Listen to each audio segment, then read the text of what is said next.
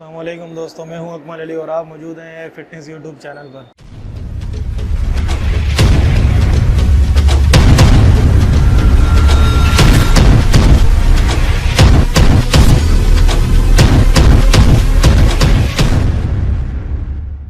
और आज का जो हमारा टॉपिक है वो है कि रमज़ान में हमें किस टाइम पर जो है वर्कआउट करना चाहिए। बहुत से लोगों के मैसेज आ रहे थे हमें कि हमें ये बताएं कि हम रमज़ान में किस टाइम जो है वर्कआउट करें अगर हमें वेट लूज़ करना है और वेट गेन करना है। अक्सर लोग कहते हैं कि आप जो है सहरी के फ़ौरन बाद वर्कआउट करें और अफ्तारी के फ़ौरन बाद वर्कआउट करें, जो बिल्कुल गलत है।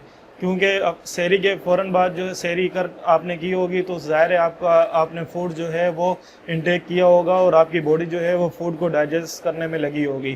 तो अगर उस टाइम आप वर्कआउट करेंगे तो ज़ाहिर है आपको पता है आपका पेट फुल हो या आपने अभी अपना पूरा डाइट मील लिया हो तो आप फ़ौरन से वर्कआउट नहीं कर सकते। सेम इसी तरीके से जो है वो अफ्तार का टाइम है, अगर आप फ़ौरन अफ्तार के बाद करेंगे तो ज़ाहिर है आप उल्टी करेंगे क्योंकि आपने खाया ही इतना होगा। तो अब 3-4 तरीके के लोग होते हैं, एक वेट लूज़ और एक वेट गेन, फैट लूज़ और वेट मेंटेन। अब करना ये होता है कि पहले हम आते हैं कि वेट लूज़ और फैट लूज़ की तरफ, कि आपको किस टाइम जो है वर्कआउट करना चाहिए। अगर आपने वेट लूज़ करना है और फैट लूज़ करना है तो मैं फ़िटनेस के उस पर आपको सजेस्ट करूँगा कि आप जो है अफ्तार से आधा घंटा पहले या 1 घंटा पहले वर्कआउट करें। उससे ये होगा कि आपका जो फास्टिंग पीरियड है, आपने सुबह 4 बजे खाना खाया और आपको शाम को 7 बजे आपने अफ्तार करना है, तो इसके बीच में जो आपका फास्टिंग पीरियड है वो 12 से 14 घंटे का है। तो उसमें ये होगा जब आप अफ्तार से कुछ टाइम पहले वर्कआउट करेंगे, आधा या 1 घंटा पहले, तो आपकी बॉडी जो है वो जो फैट जो है वो मेन फैट जो आपका होगा, जो स्टॉक हुआ होगा, उसको ख़त्म करने में आपके लिए ज़्यादा हेल्पफुल होगी। क्योंकि आपकी बॉडी में जो है ना कोई कार्ब है, ना कोई प्रोटीन है, ना कोई आपकी बॉडी में कोई एनर्जी लेवल है।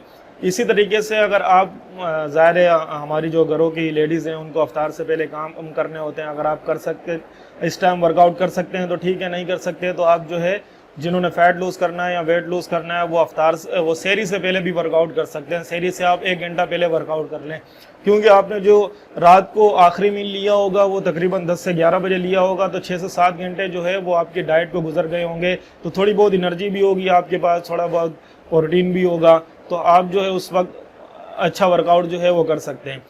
तो इसी तरीके से जिन लोगों ने अगर वेट गेन करना है तो मैं उनसे ये कहूँगा कि उन्होंने अफ्तार से पहले वर्कआउट नहीं करना, क्योंकि ज़ाहिर है जिन्होंने वेट गेन करना होता है या वेट मेंटेन करना होता है उन्होंने वेट ट्रेनिंग करनी होती है। जिस बंदे ने वेट ट्रेनिंग करनी है तो उसने अफ्तार से पहले वर्कआउट इसलिए नहीं होगा क्योंकि उसमें कोई एनर्जी लेवल ही नहीं है, कोई सोर्स ऑफ प्रोटीन नहीं है, कोई कार्ब नहीं है, तो वो वेट को पुश नहीं कर पाएगा।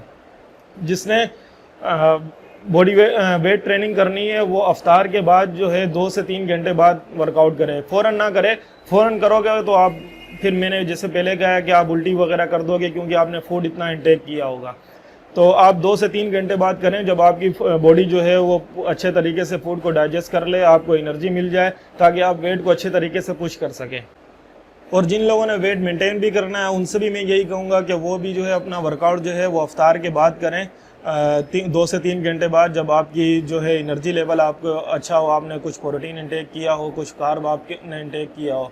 तो जो आपको कहते हैं कि आपने अगर वेट गेन करना है सहरी से पहले वर्कआउट करें या अफ्तारी से पहले वर्कआउट करें, वो बिल्कुल गलत है। अगर आपने फैट लूज़ करना है, आपने वेट लूज़ करना है तो आप सहरी से पहले और अफ्तार से पहले वर्कआउट करें। और अगर आपने वेट मेंटेन करना है और वेट ट्रेनिंग करनी है तो आप जो है वो अफ्तारी के 2 से 3 घंटे बाद अपना वर्कआउट करें।